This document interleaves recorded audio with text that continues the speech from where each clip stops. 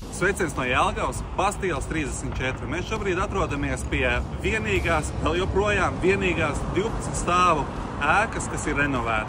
Pagājušajā gadā konkursā energoefektīvākā ēka, šī ēka ieguva balvu par simpātiju. Un es domāju, pelnīt. Skaista ēka, ļoti labi risinājumi, ļoti labi paveikts darbs, bet es aicinu ikvienu, kas ir izdarījis kaut ko līdzīgu, kas ir nosiltinājis māju, nāca ar gudriem risinājumiem, parādījis to, kā mēs varam efektīvi, kvalitīvi paveikt darbu kopīgiem spēkiem.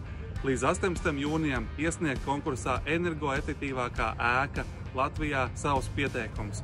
Un priecāsimies visi kopā par to darbu, ko esam veikuši, un apbalvosim labākos. Šogad jubilejas gads, 15. reizi, esam aktīvi, lai Latvijā būtu arvien vairāk šādu skaistu sakoptu īpašumu, kā šeit šodien mēs redzam Jelgavā.